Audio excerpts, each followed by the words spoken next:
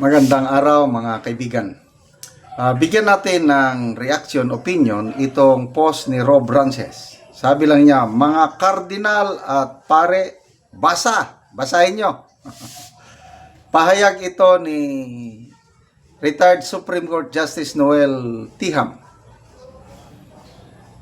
Reaction niya ito siguro sa naunang pahayag ng kardinal o mga kaparian. Unahin ko muna siguro yung bago itong kay Justice Niham, unahin ko itong pahayag ni Cardinal David. Katatapos lang yung confirmation of charges ni Tatay Digong natin sa ICC Netherlands. Merong sinabi ng abogado ng mga alleged victims ng AGK ng mga Pilipino daw, parang tayo nagiging violente na. Parang na ginagaya na natin si Tatay Digong, yung kanyang pagiging violente.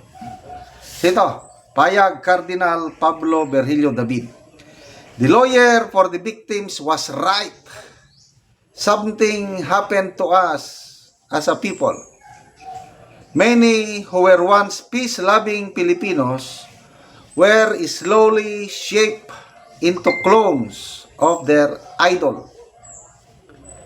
They became mirrors of the very violence they were witnessing.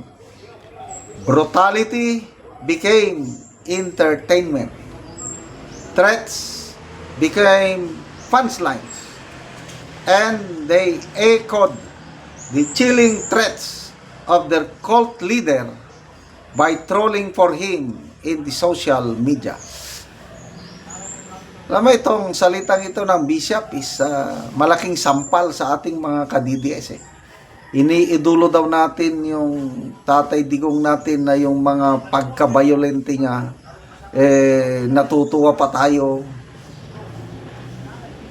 So, kaya siguro, ito opinion ko lang nag-react si retired Supreme Court Justice Tiham. Sabi niya, let's drop all the hypocrisy and pretensions. Nobody is forcing you to love the Dutertes. You can hate or resent them, but don't take your hatred to the extreme by causing disunity, loss of moral values and dignity in our country. That is not in our Filipino culture and DNA. Selective hate is wicked and immoral. Doon tayo magano sa selective hate. Ngayon, grabe ang nakawan. Bilyones, trilyones. May mga ebidensyang lumalabas. Nagsasalita ba ang leader sa kasimbahanan?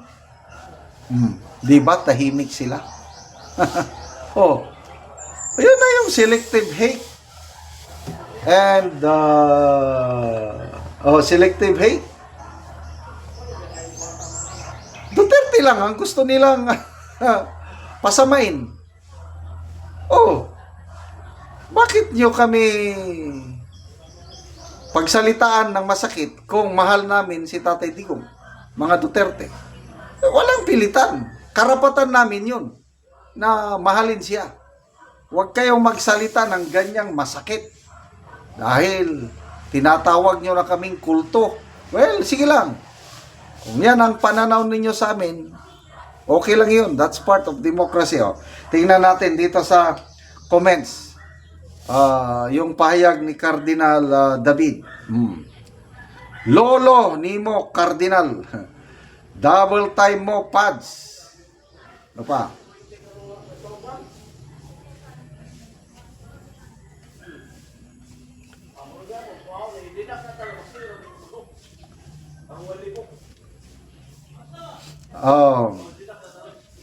Roy Rivera, don't know what the Cardinal was talking about. All I know is it's very safe to stay late on the streets during Duterte's time in office.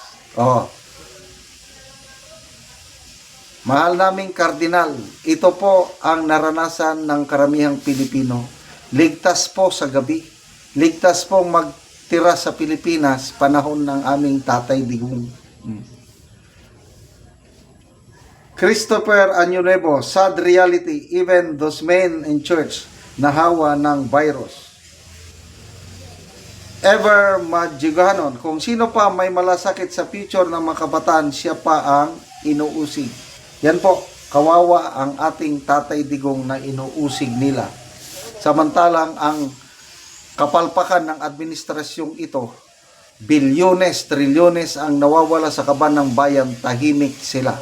Yan po ang selective justice nila. Basa tayo ng people who reacted. 12,000 nag-react, 8,800 nag-like, 3,300 ang nag-love, 178 ang nag-care. Puros positive ang reaksyon. Ito.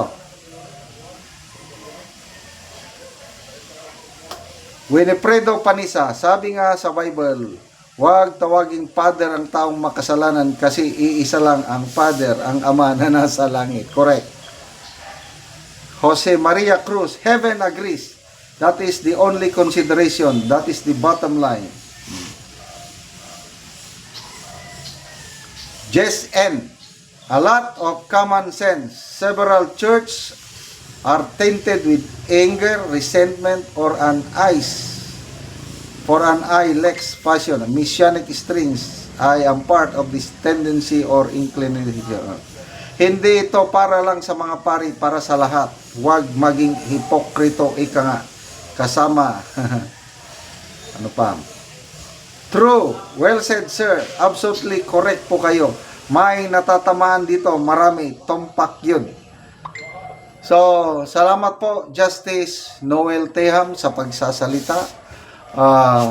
Mayroon siyang post na nabasa ko noon na takot ang mga kawatan sa gobyerno pag na presidente si BP Sara, kasi nakikita nila si BP Sara na walang sinasanto, basta gumagawa ng kalukuhan ay talagang mapapanagot.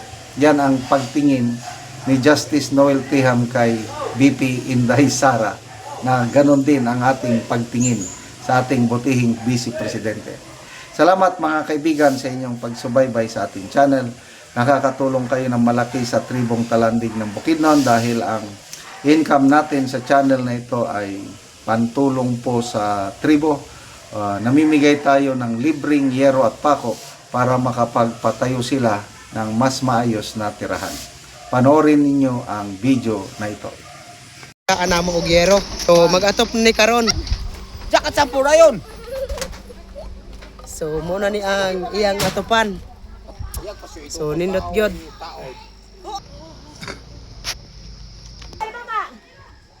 Oh. Ay, sige. Ay no. Sige, ipot.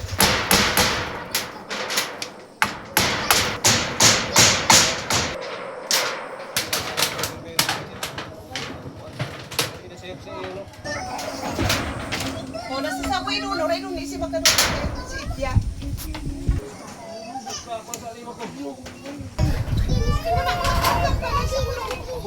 Babukat siya pa no.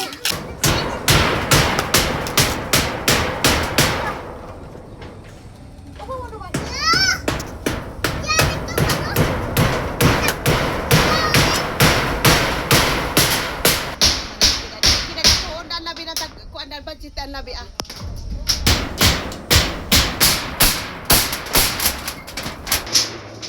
Alam manigang sa Alam.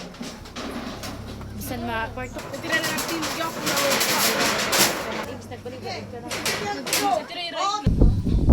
O karon humanag gyud sa pag-atop ang among gihatag nga yero. So maayo na gyud nga tan-awon kay nahuman naman sa pag-atop. Salamat sa Ginoo. Tabang ko sa Ginoo. Sir makanas kayo sa tabang sa sin. Amua.